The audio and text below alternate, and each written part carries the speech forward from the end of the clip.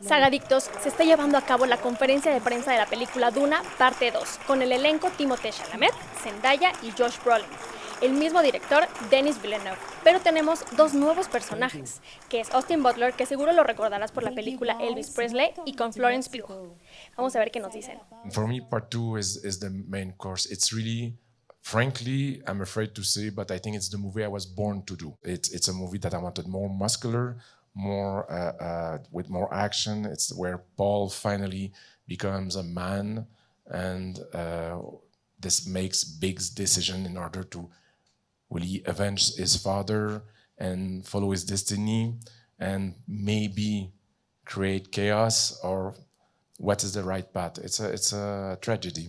Well, I feel like at the beginning of the first movie, you know, Paul's literally behind walls and sort of has a royal background, and I think is virtuous in some way, but hasn't been tested at all. He's literally the son of a duke. Obviously, personal tragedy befalls him over the course of the first movie. But I think by the end of this film, we see someone who's not only stepped into his manhood, into his adulthood, but is almost accepting a leadership position that he's very reluctant to. You know, is sort of wanting to embark on a different path with Chani, where he'd be taken as he was, and instead destiny calls him, and he can't refuse his destiny.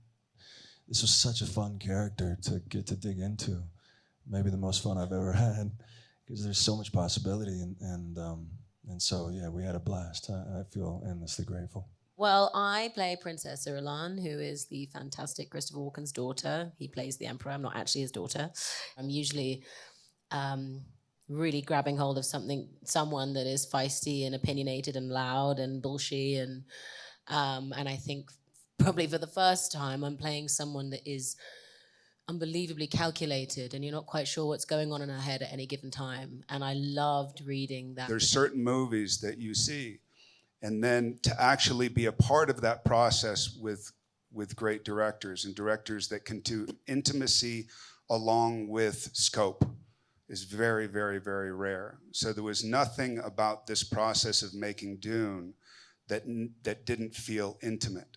And that takes a very special. What I do appreciate, to what Josh was just talking about, is there is a way that Denis, amongst all the glorious scope of the movie and the epicness, found these tender human moments that oftentimes were just done in what he calls glance passes, which is just like, hey, just look at each other.